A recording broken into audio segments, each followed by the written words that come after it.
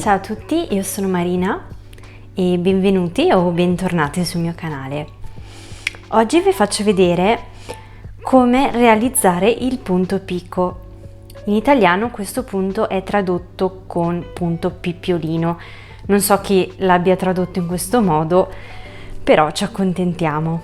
Il punto picco è un punto veramente d'effetto perché crea questo bordo decorativo intorno al vostro capo lavorato all'uncinetto. Come vedete qui io ho il mio ultimo design che è il laced up top e ho utilizzato il punto picco per creare un bordo tutto intorno al top,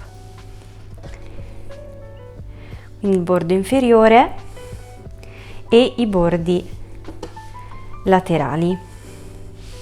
Ho inoltre utilizzato il picco per creare degli spazi, delle piccole asoline dove passare questo filo che crea il corsetto frontale. Quindi ora vi mostro come realizzare il punto pippiolino. Ho qui un esempio di una riga già lavorata di punti bassi e ora vi faccio vedere come lavorare il picco.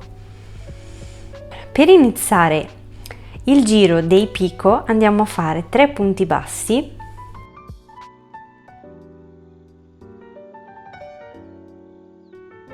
quindi un punto basso nei primi 3 punti.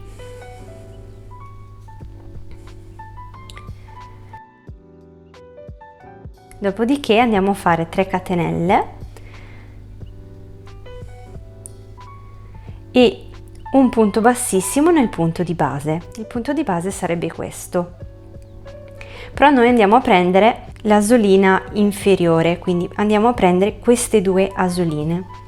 Quindi questa, quindi sarebbe diciamo l'asolina frontale del punto e l'asolina sotto. Facciamo il nostro punto bassissimo. Quindi abbiamo creato il nostro primo pippiolino. Andiamo avanti con sempre 3 punti bassi.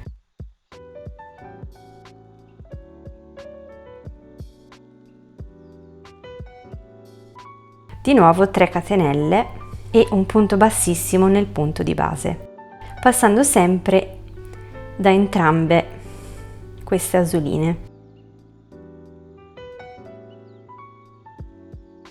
Di nuovo 3 punti bassi,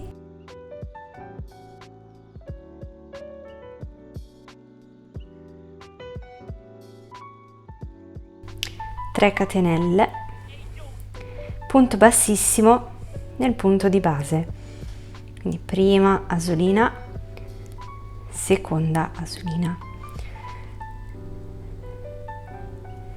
e non fate altro che ripetere questo procedimento